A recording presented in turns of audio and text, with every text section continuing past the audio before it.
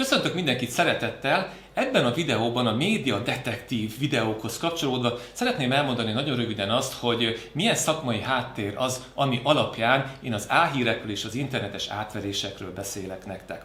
Ugye az álhírek kapcsán a videókban az többször felmerül, hogy milyen fontos szerepe van az impresszumnak, tehát a szerkesztőségekről szóló információknak, az átláthatóságnak. Na, ez lesz most az én személyes videó impresszumom. Igyekeztem már az egyetemi éveim alatt média tapasztalatokat szerezni, egyébként a végzettségem, az eredeti végzettségem az híradásipari és ipari elektronikai technikus, tehát műszaki pályáról indultam, onnan mentem át utána a bölcsészpályára, középiskolai történelem tanárként és művelődési és felnőttképzési menedzserként végeztem aztán az egyetemen, és már az egyetemi éveim alatt igyekeztem helyi tévéknél és rádióknál dolgozni, már ott média tapasztalatokat szerezni. Itt például az egyik első média televíziós megjelenésem látható a debreceni Alföld tévén, ez egy kábel tévé.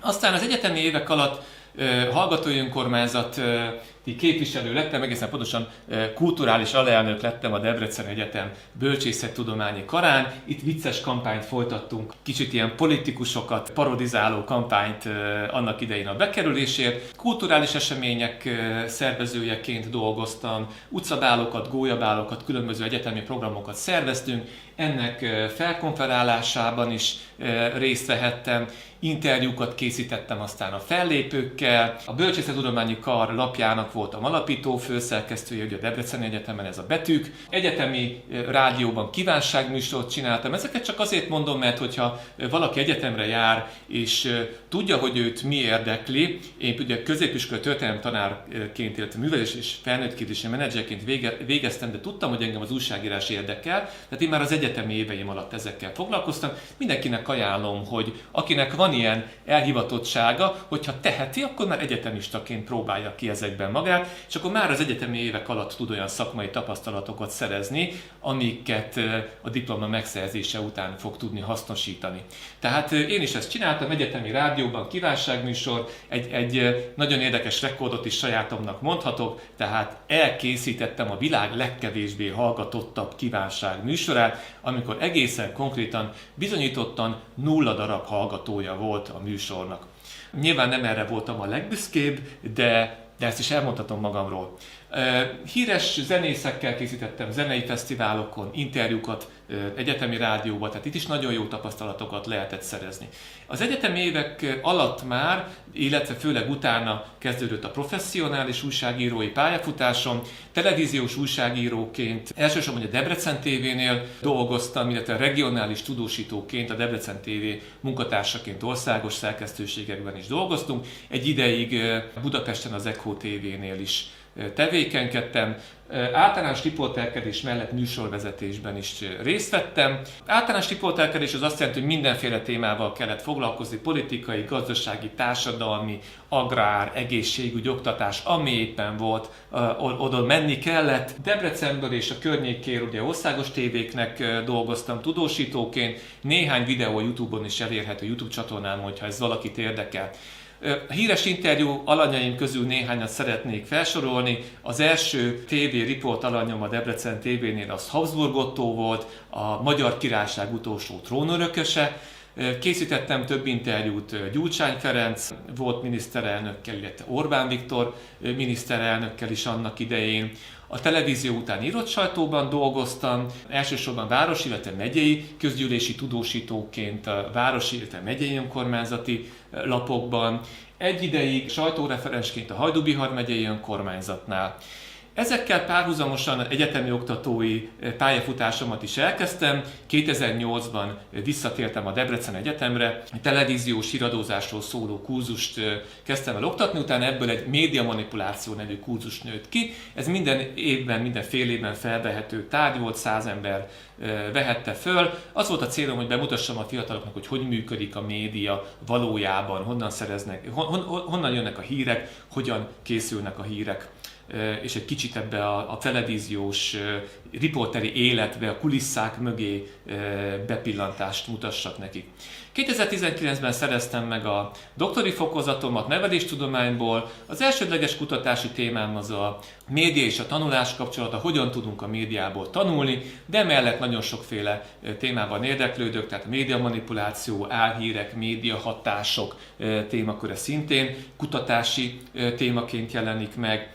Könyveket is publikáltam, az első könyvemet Berlinről írtam, ahol doktoranduszként voltam kint ösztöndíjjal, még 2011-ben. A következő könyvem az már kifejezetten a médiamanipulációról szól, ez a meghamisított valóság, a médiamanipuláció titkai, ahol több mint 100 olyan trükköt mutatok be, amit részben én magam is alkalmaztam újságíróként, illetve amiket én magam gyűjtöttem be, tehát hogy mik azok a trükkök, amikkel az újságírók, szerkesztők, operatőrök, vágók befolyásolni tudják, akár félrevezetni tudják a közönségüket, anélkül, hogy ők ebből sok mindent észrevennének. És ezt nem azért, hogy megtanítsam erre az újságírókat, hanem azért, hogy a közönségnek mutassam meg, hogy mire figyeljenek. Egyébként ezek a médiadetektív videók is erről szólnak, hogy mik az álhírek visszatérő jelei, tehát hogy mire figyeljünk, miből tudjuk megállapítani, hogy álhírrel vagy csalással van dolgunk, nem pedig az a cél, hogy most csalókat képezzünk ki ezekkel. Más szakmai jellegű könyvek is jelentek meg, ilyen volt az Osztályfőnök szerepe, ez Szlovákiában megjelenő könyv, ennek az egyik fejezetét írtam, ami az álhírek felismeréséről szól. Médiadetektív néven roadshow-t szerveztünk az országban, egyébként 2013 óta tartok Magyarországon országszerte előadásokat, iskoláktól kezdve nyugdíjas klubokig arról, hogy hogyan ismerhetjük fel az álhíreket, milyen visszatérő jelei vannak, illetve az internetes csalásoknak milyen jelei vannak. Volt egy felkérésem egy TEDx talk megtartására Debrecenben, itt is ugye a média manipulációról és az álhírekről volt szó. Az Egyesült Államokban nyertem ösztöndíjakat, 2017-ben egyetlen magyar újságíróként az Ohiói Egyetem média és újságírás nyári kurzusán vehettem részt. Itt egészen a helyi közösségek szerkesztőségeitől, mint például az Alamisok újság szerkesztősége, egészen nemzetközi médiumok szerkesztőségéig vittek minket, tehát például a CNN-nél is jártunk Atlantában, illetve Washington DC-ben, a National Geographic szerkesztőségében, illetve 2021 őszén Fulbright egyetemi oktatóként, Fulbright ösztöndíjjal a Pittsburghi Egyetemen tartottam egy kurzust, Fake News és média manipuláció Magyarországon és Kelet-Közép-Európában címmel. Itt elsősorban az volt a célom, hogy a magyar kultúrát, a magyar történelmet, a magyar hagyományokat mutassam be, de ezeket vegyítve a média manipuláció eszközeivel, pontosabban a média manipuláció és a városi legendákon keresztül, tehát hogy például Mátyás király olasz humanistái hogyan terjesztették el azt, hogy Tokajban aranyat terem a szőlő, ez egy városi legenda, vagy például Dracula gróf, tehát Vlad Cepes alakja hogyan jelent meg a német médiában, hogyan jelent meg a szerb, a török, az orosz, illetve a magyar híradásokban, tehát így kell érteni a média manipulációt, tehát hogy ezen keresztül mutattam be a magyar kultúrát és a történelmet. 2022.